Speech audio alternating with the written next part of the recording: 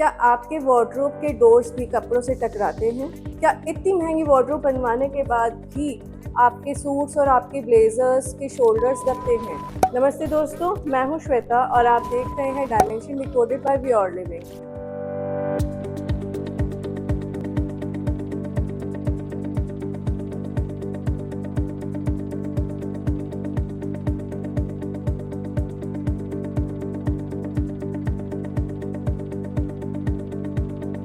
जहां हम हर डायमेंशन का डीएनए डिकोड करते हैं, क्योंकि वी आर लिविंग में हमारा मानना है कि डिज़ाइन में अंदाज़ा नहीं एक्यूरेसी चलती है। तो दोस्तों, पिछले एपिसोड में हमने डिकोड किया कि किचन काउंटर की हाइट 36 इंचेस क्यों होती है, और आज का हमारा एपिसोड है कि वार्डरोब की डेप्थ 24 इंचेस क्यों होती है, 20 इंचेस क्यों नहीं होती, 30 इंचेस क्यों नहीं होती। इसका आंसर बहुत ही सिंपल चीज़ में छुपा है, हैंगर। आज मैं आपको समझाऊंगी hanger science, human shoulder anatomy से लेकर स्टोरेज एफिशिएंसी तक। तो नोटबुक तैयार रखिए, चलिए डिकोड करते हैं। वार्डरोब बनाया ही इसीलिए जाता है ताकि कपड़े हैंग हो सके। तो सबसे पहले समझते हैं हमारा हैंगर को। एक स्टैंडर्ड एडल्ट हैंगर की विड्थ 17 इंचेस यानी कि 430 mm होती है। लेकिन ये नंबर आया कहाँ से? एवरेज इंडियन मेल्स और फीमेल्स की शोल्डर की विड्थ 14 से 18 इंचेस के बीच में होती है। हैंगर को शोल्डर से 1 इंच बड़ा होना चाहिए ताकि गारमेंट की शेप ना बिगड़े।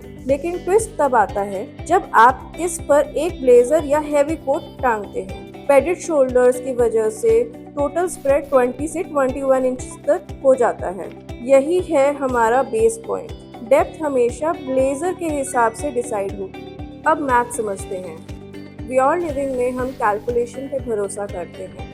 एक वार्डरोब की 600 mm डेप्थ कैसे बनती है?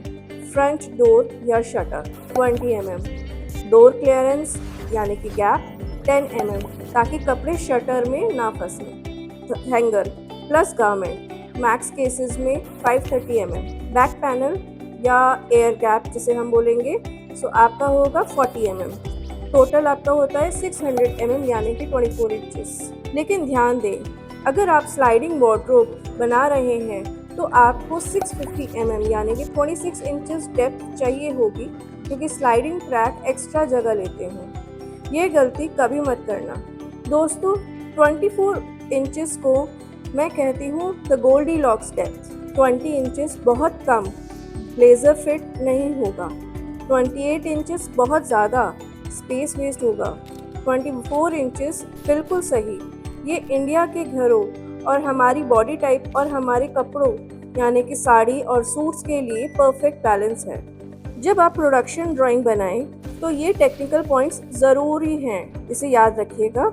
रोड सेंटर में यानी कि बैक पैनल से 250 mm यानी कि 10 इंचेस से लेके 300 mm यानी कि 12 इंचेस के बीच में होनी चाहिए। सेक्शन वाइज डेप्थ, हर सेक्शन 24 इंचेस का होना ज़रूरी नहीं। जगह सिर्फ शेल्फ है, जहाँ सिर्फ शेल्फ है वहाँ डेप्थ कम करके रूम में चलने की जगह बनाई जा सकती है। हैंगर रोड सपोर्ट, अगर शेल्फ 3 फीट से ज़्यादा वाइड है तो सेंटर सपोर्ट ब्रैकेट ज़रूरी है, वरना रॉड बेंड हो जाएगी। तो दोस्तों, ये नंबर आज का डिकोड हो चुका है कि 24 इंचेस एक रैंडम नंबर नहीं है, ये एक कैलकुलेटेड साइंस है। तो दोस्तों, अगर आपको ये प्रोफेशनल अप्रोच पसंद आई हो तो प्लीज़ आप इस वीडियो को लाइक करिए, वी आर लिविंग को सब्सक्राइब करिए। और दोस्तों, अगर आप चाहते हैं कि आपकी साइट पर ऐसी गलतियां ना हो तो आप हमारी professional production ready drawing purchase कर सकते हैं। इन ड्राइंग्स में आपको मिलेगा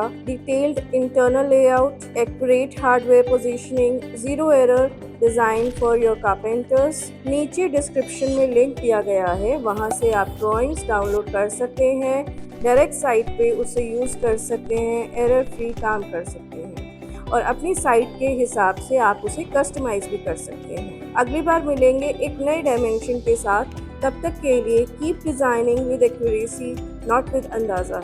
मैं हूँ श्वेता, जय हिंद।